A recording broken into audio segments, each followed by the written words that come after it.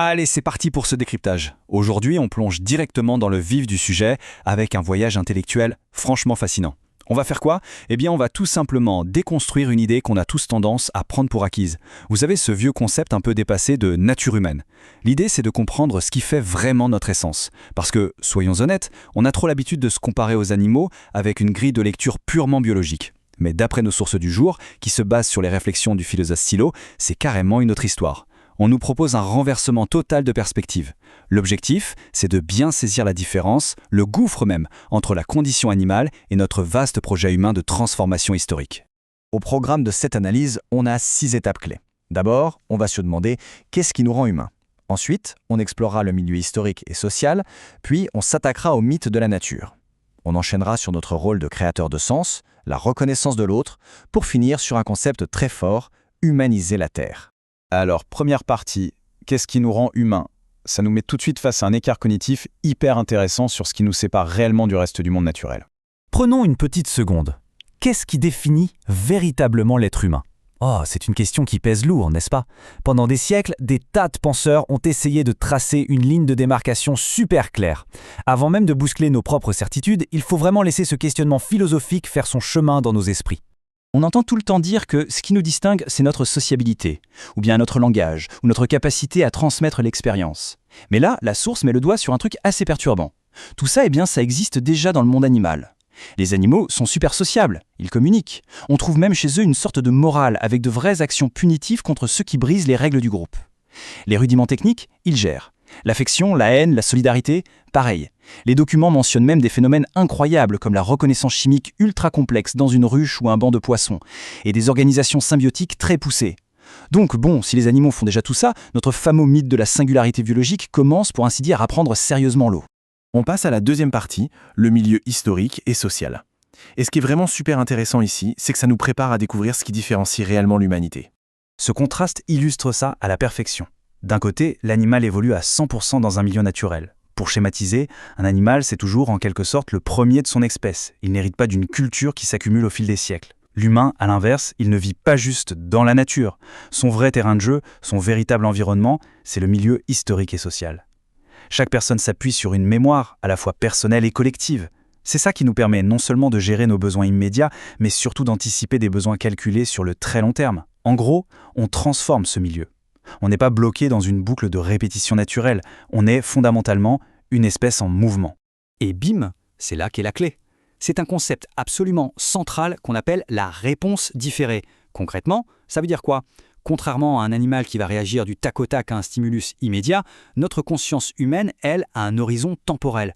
Ça nous permet de mettre la réaction sur pause. Ça crée une sorte d'espace mental ultra complexe, une petite bulle hors de la perception immédiate, où on peut délibérer, comparer nos options et orienter nos actions vers un futur purement calculé ou imaginé. C'est littéralement cette capacité de fou à sortir de l'instant présent, à projeter une intention vers un avenir qui n'existe même pas encore, qui définit notre système de pensée par rapport aux autres espèces. Troisième point, le mythe de la nature. Il est temps de faire un petit saut dans le temps pour voir comment cette expression de nature humaine a été complètement comprise de travers et surtout utilisée comme une vraie arme idéologique à travers les siècles. Si on suit bien la logique de nos sources, il faut dire les choses clairement, il n'y a absolument aucune nature humaine, pas au sens où on parle de la nature d'un caillou, d'une plante ou d'un animal. Penser qu'on aurait une nature fixe, c'est en fait l'opposé exact de ce qu'on est. La seule chose qui est vraiment naturelle chez nous, c'est, le changement. C'est l'histoire, c'est la transformation en continu. L'idée même de nature, si on la voit comme un truc permanent et figé, ça ne colle pas du tout avec notre réalité. L'histoire nous montre d'ailleurs à quel point cette fausse idée a fait des ravages. Invoquer un soi-disant ordre naturel, ça a surtout servi d'excuse pour justifier des choses terribles. Regardons un peu la chronologie. D'abord, on a pris les peuples conquis, et juste parce qu'ils étaient différents, on les a collés dans la case naturelle ou aborigène. Ensuite, étape 2, on a utilisé les différences de couleur de peau pour prétendre qu'il existait des natures différentes, créant ainsi de toutes pièces la base idéologique du racisme. Et enfin, cette même notion a servi à enfermer les sexes et les classes sociales dans des cases dites naturelles et permanentes, juste pour s'assurer que rien ne bouge. C'était l'excuse parfaite pour l'inertie. On rendait illégitime toute tentative de changer les choses, jusqu'à ce que tout cet argumentaire finisse enfin par craquer sous la pression de la révolution industrielle. Ce qui nous amène à la section 4, créateur de sens. Heureusement, on n'est pas condamné à cette vision super statique des choses. C'est ici que notre décryptage prend une tournure beaucoup plus poétique et franchement plus réjouissante, en dévoilant notre véritable projet humain.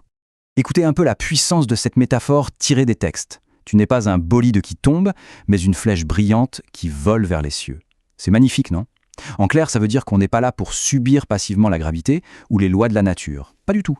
Notre job, en tant qu'humain, c'est de nommer les choses, de créer du sens, de transformer le monde autour de nous. L'humanité, c'est la direction que prend la Terre. On ne subit pas, on a cette capacité intime d'apporter notre propre lumière, de véritablement humaniser la nature. 5e partie, la reconnaissance de l'autre.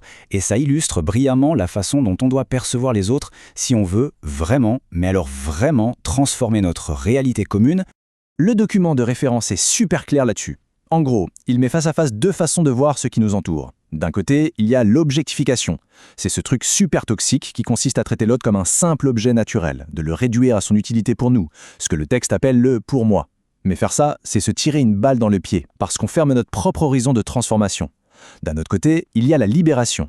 Là, on expérimente l'autre comme un futur ouvert, complètement en dehors de nos propres besoins. Reconnaître la liberté de l'autre et son horizon temporel, c'est honnêtement le seul vrai moyen de déclencher une humanisation authentique du monde.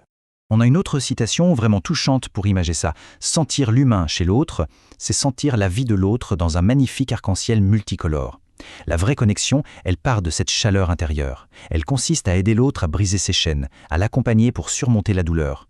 L'auteur explique que lorsqu'on reconnaît vraiment la liberté de l'autre, on déclenche des actions tellement fortes que même la mort ne peut pas les stopper. Pourquoi ? Parce que cette personne est devenue, par essence, temps et liberté. Et ça, c'est un héritage inarrêtable. Ce qui nous mène à notre toute dernière partie, 6, humaniser la Terre. C'est le moment d'assembler toutes les pièces du puzzle et de voir comment on peut appliquer au quotidien tout ce dont on vient de parler. Donc, le point crucial de toute cette explication, c'est cette fameuse mission « humaniser la Terre ». Qu'est-ce que ça veut dire concrètement dans la vraie vie ? D'après nos sources, c'est l'acte de rébellion ultime contre les conditions dites naturelles qui ne font que nous imposer de la douleur. Humaniser la Terre, c'est se retrousser les manches pour surmonter activement la douleur et la souffrance, aussi bien chez nous que chez les autres.